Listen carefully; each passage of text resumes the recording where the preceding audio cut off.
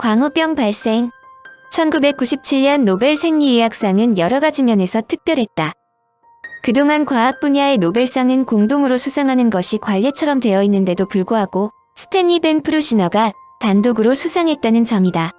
노벨 과학 부분에서 몇몇 예외는 있지만 대체로한 부분에서 2에서 3명이 공동 수상하는 것이 기본이다. 그것은 현대 과학의 대부분이 여러 학자들의 협력을 통해 이루어지기 때문이다. 1942년 아이오와주 디모인에서 태어난 프루지너는 젊어서 혈액암으로 세상을 떠난 숙부의 이름을 물려받았다. 그의 연구 인생 전반기는 평범했다.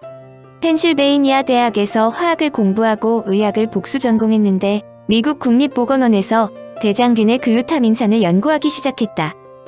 그의 연구 인생의 일대 전환을 가져온 것은 1972년이었다. 캘리포니아 대학 샌프란시스코 캠퍼스에서 신경과 연수 생활을 하던 중 치매를 앓는 여성 환자를 진찰하였다. 그녀는 점차 기억을 잃고 일상생활도 부자연스럽다가 2개월 후 사망했는데 크로이츠펠트-야코프 병이었다. 당시 이 병은 슬로바이러스의 감염이 원인으로 알려져 있었는데 이 병의 진상은 전혀 달랐다.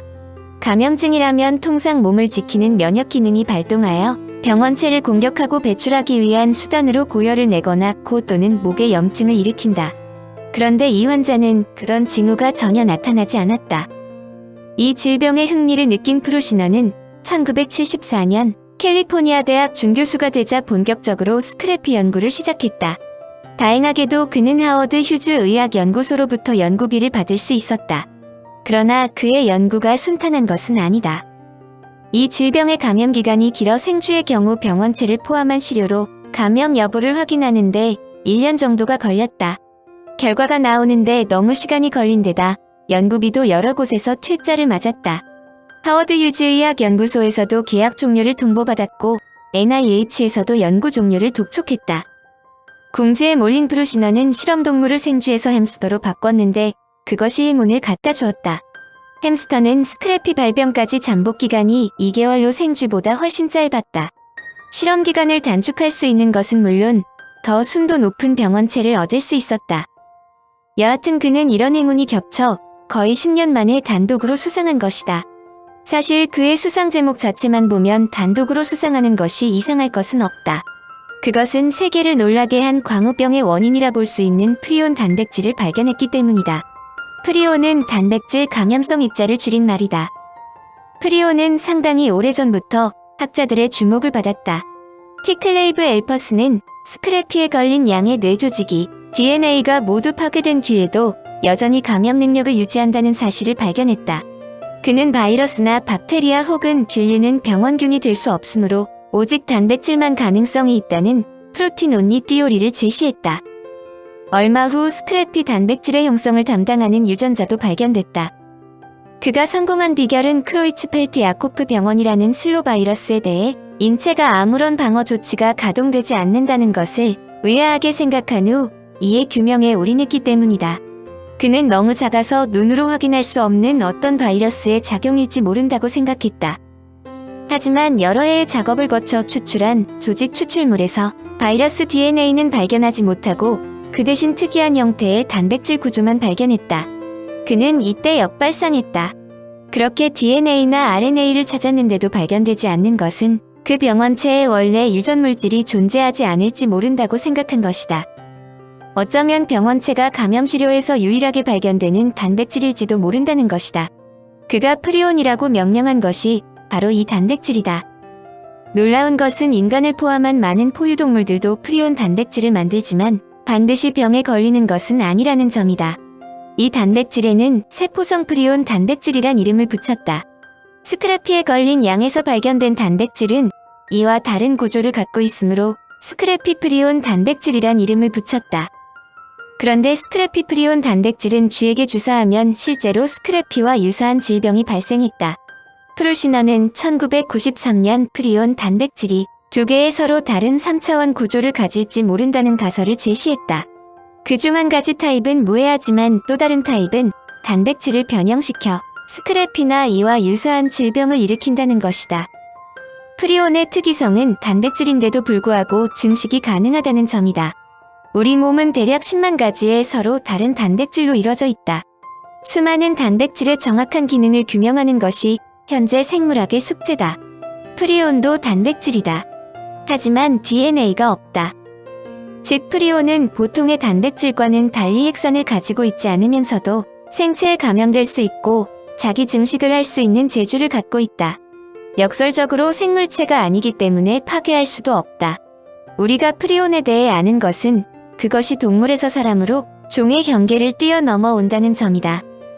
프로시너가 증식이 가능한 세균이나 바이러스가 아닌 단백질이 증식할 수 있다고 논문을 발표하자 많은 학자들이 그가 헛소리한다고 말할 정도였다. 특히 프로시너가 감염성 단백질의 존재에 대해서는 이야기했지만 어떤 메커니즘에 의해 이것이 가능한지를 설명하지 못해 더욱 불신했다. 그런데 갑자기 그를 세계적인 스타로 만드는 사건이 일어난다. 바로 운해의 면증 즉 광우병으로 감염된 소의 뇌 조직을 완전히 파괴시켜 스펀지처럼 만들어버리는 것이다. 이와 유사한 병이 앞에서 설명한 스크래피로 양에게서도 발견되는데 최초의 스크래피는 200년 전에 발견될 정도로 매우 오래전에 보고된 병이다.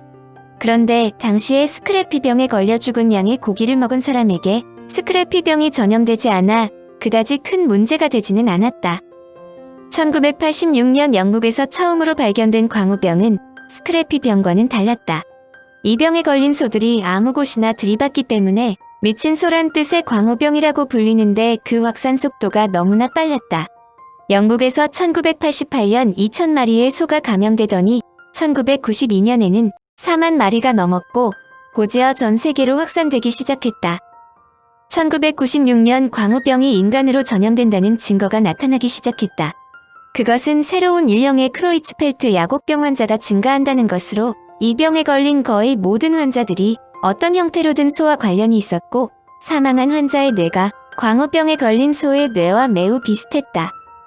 광우병에 걸린 동물에서 프리온 단백질이 검출되자 프루시너는 광우병의 여파로 1997년 노벨상을 수상했다. 프루시너의 노벨상 수상에 대해서는 상당한 구설수가 따라다녔다.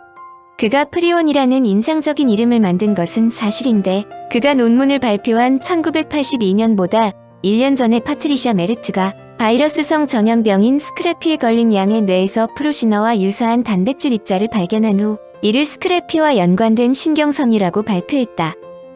문제는 프루시너가 학계의 불문율을 무시하고 자신보다 먼저 발표한 논문을 고의적으로 무시했다는 점이다. 특히 과학 잡지 디스커버는 1986년 명성을 위해 이름을 이용하다라는 제목 아래 장문의 기사를 게재하여 프루시너의 연구원답지 않은 행동을 일일이 거론했다.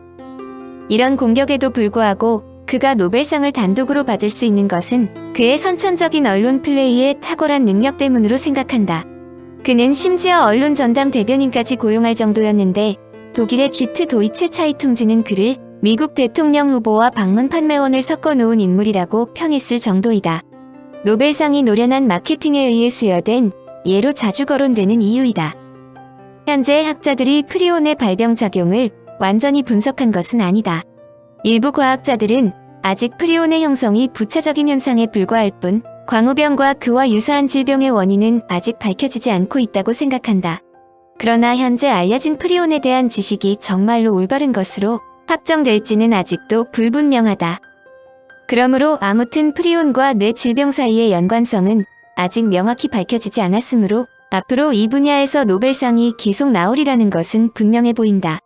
노벨상을 받은 후 나중에 잘못된 것으로 밝혀질지도 모른다는 것이야말로 연구진들에게 희망을 주는 것은 없을 것이다. 이 글을 읽는 독자 중에서 영광의 수상자가 나오길 기대한다.